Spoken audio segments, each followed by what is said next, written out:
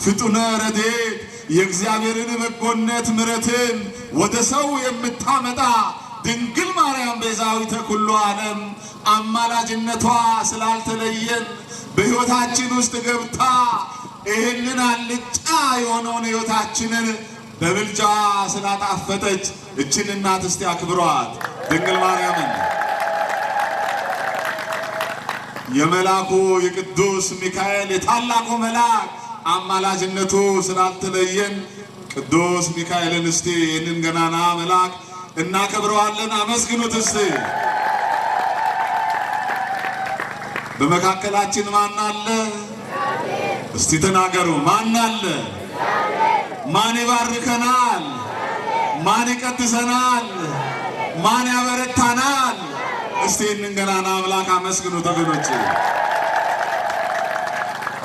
መላከ ሰላም ቀሲስ የኔማየው ዓለሙ የኮቸሬ ገደብ ወረዳ ቤተ ክህነት ዋና ስራ አስኪያጅ፣ በኩረት ጓን ቀሲስ አስቻለው የወረዳው ዋና ጸሐፊ፣ መላከ ሰላም ስሜ የዚህ ታላቅ ደብር አስተዳዳሪ፣ ሊቀ ልሳናት አብታሙ በአዲስ አበባ ሀገረ ስብከት የመካኒሳ ምዕራፈ ቅዱሳን አቡነ ገብረ መንፈስ ቅዱስ ቤተ ክርስቲያን ስብከተ ወንጌል ኃላፊና በመላው ኢትዮጵያ እየተዘዋወረ የወንጌልን ችቦ እያቀጣጠለ ታላቁ መምህራችን መጋቤ ሃይማኖት ቀሲስ ቡዛየው በዚህ ሀገረ ስብከታችን ወንጌልን ሴፍ ዘክሌ ሆኖ በጌዴኛ ሲለውም ደግሞ በኦሮምኛ እንደገና ደግሞ ሲያሻው በአማርኛ የሚያስተምረን ታላቁ መምህራችን መጋቤ ሃይማኖት ቡዛየው ታላላቅ የቤተ ክርስቲያናችን አገልጋዮች፣ ካህናት፣ ዘማሪያን፣ ዘማሪት ኢየሩሳሌም፣ የዚህ የደብሩ ሰንበት ተማሪዎች፣ ዲያቆናት፣ የፍስሐ ገነት ክርስቲያኖች በአንድም በሌላ መንገድ የቅዱስ ሚካኤልን በዓል ለማክበር የመጣችሁ ሁላችሁም እንደምን አመሻችሁ? እንደምን ቆያችሁ? እንደምን እስከዚህ ሰዓት ደረሳችሁ? ምስጋና የባህሪ ገንዘቡ የሆነ እግዚአብሔር ስሙ ለዘላለም የተመሰገነ ይሁን። እግዚአብሔርን አመስግኑት። እንማር ይብቃል። ቀሪ ጊዜውን እየዘመርን እንለፍ ወይስ እንዴት ነው? ድካም የለም? ድካም አለ የለም? ነገ በሰፊው እንማራለን። ታቦቱ ከመውጣቱ በፊት መማር ብቻ አይደለም፣ ብዙ ዘማሪያን አሉ። አሁን መጋቤ ሃይማኖት ቸግሯቸዋል። ለአንድ ለማሰጥቼ ለማለተው ያሉ ነውና አብቃቅተው ለመስጠት ይሞክራሉ። ብዙ ዘማሪያን አሉ፣ መምህራን እንዲሁ አሉ። መጋቤ ሃይማኖት መምህር ነው የሚያስተምረን፣ ግን መርሃ ግብር እየመራ ነው። ነገም ሁላችንም እየተቀያየርን እስከ ማታ ድረስ እንማራለን። ግን ጥቂት የእግዚአብሔርን ቃል መነጋገር ይገባናል። እናንተ ብቻ አይደለም የምትሰሙት፣ ብዙዎቹ በየቤታቸው ሆነው ይህንን ቃል በአንድም በሌላ መንገድ ይሰማሉና እግዚአብሔር አምላካችን ይመክረናል፣ እግዚአብሔር አምላካችን ያስተምረናል። ስለዚህ ሁላችሁም ቃሉን ለመማር ልባችሁ እንደ ሊዲያ የተከፈተ መሆን አለበት።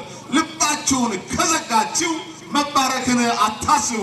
ልባችሁን ከከፈታችሁ እግዚአብሔር ይባርካችኋል። በአንድም በሌላ መንገድ የሚነገረውን የእግዚአብሔርን ቃል በልባችሁ ሰሌዳ ይጽፋል።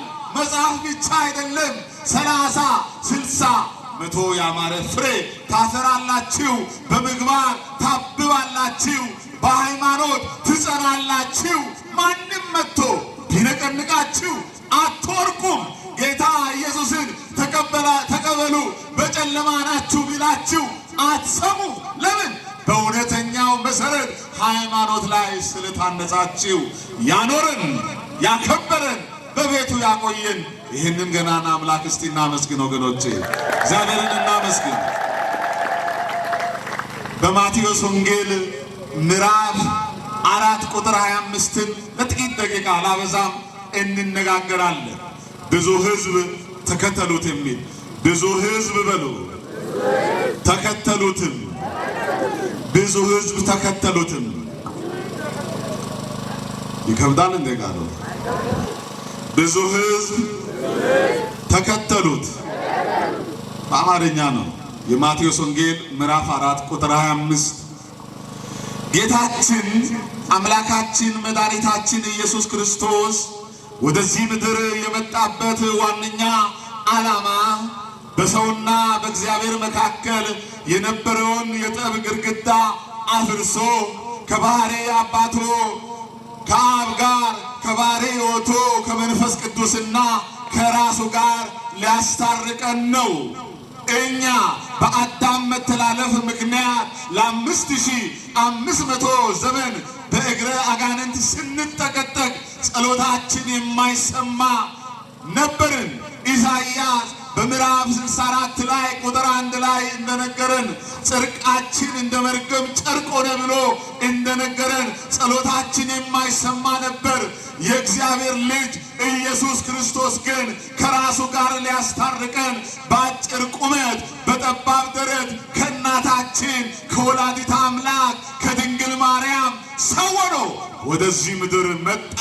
የተጣላነውን ሊያስታርቀን፣ በጨለማ ያለነውን ወደ ብርሃን፣ በሞት ያለነውን ወደ ሕይወት ሊመልሰን መጣ።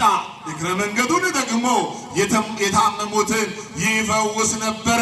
ጎባጣን ያቀና፣ ዕውራንን ያበራ፣ ለምጻምን ያነጻ ነበረ። ጌታችን አምላካችን ኢየሱስ ክርስቶስ ከእስራኤል ከኢየሩሳሌም